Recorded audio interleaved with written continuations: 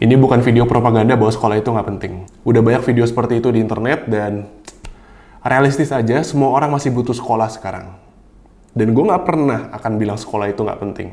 Dari sudut pandang yang menjalaninya, sekolah itu adalah sistem pendidikan formal yang mengajarkan pengetahuan umum dari jenjang ke jenjang makin tinggi levelnya, makin dalam. Tapi ya itu pengetahuan umum dan tidak terspesialisasi, tidak tercorong, tidak spesifik. Dimana sekarang zaman udah berubah dari zaman orang tua kita dulu. Sekarang udah ada globalisasi, persaingan makin ketat dan kita harus bersaing. Gimana caranya? Ya kita harus terspesialisasi dalam satu hal. Bahwa lu punya pegangan skill set yang khusus, yang lu tahu dan lu kuasain lebih dalam dari siapapun.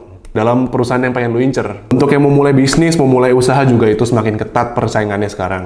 Dan apakah sistem pendidikan kita bisa mengakomodir perkembangan bakat individu seperti itu?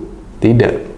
Ya nggak usah bohong, emang enggak kan? Tapi yang sering gue denger di masyarakat adalah ya itu tanggung jawab masing-masing. Kalau lu nggak mau ngembangin skill lu, ya itu derita lo gitu. Sedangkan masih terlalu banyak orang yang gue lihat tidak sadar akan hal ini. Dan perlu gue ngomong ke kamera sekarang, komunikasi ke kalian sehingga kalian bisa sadar bahwa lo itu perlu mengembangkan diri lo secara mandiri. Kembangin skill lo secara mandiri kalau lo mau survive, kalau lo mau bertahan di dunia ini. Dan pesan ini terutama gue tujukan ke anak-anak yang masih dalam tahap belajar, yang masih sekolah atau kuliah.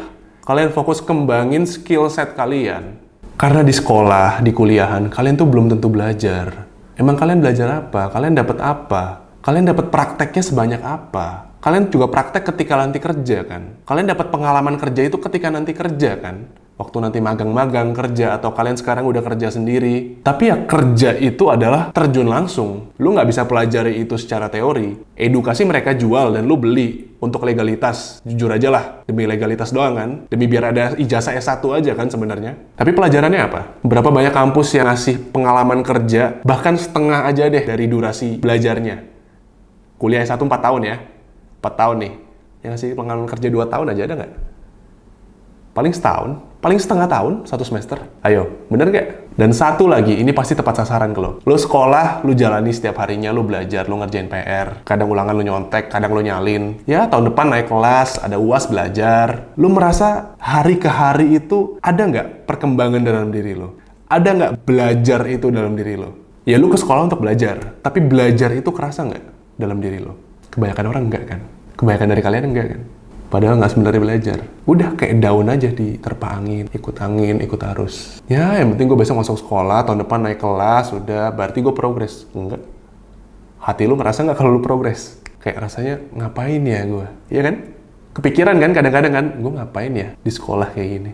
Gue yakin 90% dari anak-anak yang nonton ini pasti merasakan. Kecuali mungkin lu anak olimpiade berprestasi ya, lu pasti merasakan sebuah kebanggaan ya, sebuah rasa achievement. Tapi banyak orang yang nggak punya achievement itu. Banyak orang yang tidak merasakan achievement apa-apa dari lu masuk sekolah setiap hari. Dan pasti di dalam hati kecil lu mempertanyakan bahwa gue tuh ngapain sih setiap hari masuk sekolah? Gue tuh ngapain sih sebenarnya masuk sekolah? Gue tuh naik kelas, emang gue beneran naik level nggak sih?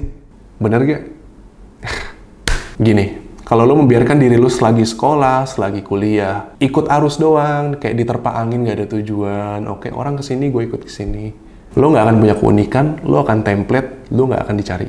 Mungkin lo akan nyari-nyari kerjaan dan mungkin akan dapet. Tapi lo gak akan jadi orang yang bisa berpengaruh ke masyarakat, yang ada fungsi nyatanya.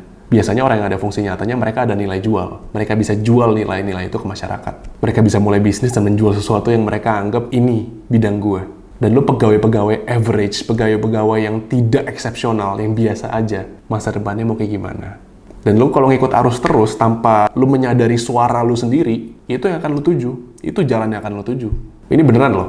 Dan itu akan berlaku ke 90% orang. Ya orang-orang yang biasa aja. Orang-orang yang nggak mau membuat keputusan, orang-orang yang nggak mau menyetir hidupnya sendiri, tapi disetir orang lain.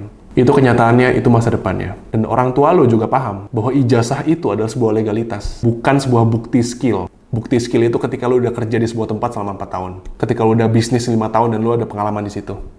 Itu bukti kerja. Itu bukti kebisaan lu. Sekarang apalagi, ijazah itu ya formalitas doang. Ngapain? Kebanyakan dari kita masih pengen kuliah gara-gara ngikutin jejak atau jalan yang dikasih orang tua kan? Atau ya teman-teman masyarakat sekitar kuliah, masa kita nggak kuliah? Yang dimana mereka juga dengerin orang tua mereka. Mereka juga dengerin kiri kanan mereka. Itu budaya lama yang masih dibawa sampai sekarang. Nggak apa-apa kuliah gitu. Tapi kuliah nggak menjamin skill lu tuh ada. Kuliah nggak menjamin nilai jual lu tuh ada di masyarakat. Fungsi lu apa di masyarakat? Gue udah bilang, persaingan semakin ketat. Globalisasi udah terjadi segila itu. Dan contoh-contoh yang sukses adalah anak-anak sekolah atau kuliah yang mereka memulai jadi content creator di YouTube, di TikTok, dan mereka sukses sekarang. Itu mereka udah nemuin bidangnya. Anak sekolah yang jadi content creator, menurut lo dia fokus sekolah emang? Ya enggak lah, dia fokus content creator. Dia fokus di sini. Kalau dia sukses apalagi, dia pasti fokusnya di sini. Bukan di sekolah ini. Kenapa? Pertanyaannya kenapa? Kenapa dia mau fokus di content creator dibanding sekolah? Dia bisa melihat ada fungsinya di sini. Dia bisa melihat bahwa dirinya tuh, gue naik level nih. Sebagai content creator, gue tuh lebih relevan sekarang di masyarakat. Atau gue bisa dapat penghasilan dari sini. Di sekolah ya gue gini-gini aja setiap hari. Gue hidup hari ke hari, gue kayak angin terbang gitu. Tahun depan naik kelas berarti gue berprogres, tapi gue nggak merasakan apa-apa. Gue kayak ngebohongin diri gue sendiri. Bener nggak? Sedangkan ketika dia udah jadi content creator, ada teman gue di Bandung udah 1 juta sekarang. Dia merasakan bahwa ada progres yang dia lakukan terhadap dirinya sendiri, terhadap hidup dia, terhadap masa depan dia. Jadi content creator itu bukan sekedar ngartis, oke? Itu membangun masa depan lo, membangun branding lo karena zaman itu ke arah itu sekarang. Karena ekonominya ada di sini. Karena ada duit yang muter di sini. Masa depan butuh apa? Butuh duit. Oke, cara nyari duitnya gimana? Salah satunya itu. Mereka berkutat terus di sini ya. Mereka merasa apa? Gue produktif di sini. Gue punya skill di sini. Dan gue bisa naik level terus di sini. Kalau gue mau. Kalau gue usaha, gue bisa naik level terus di sini.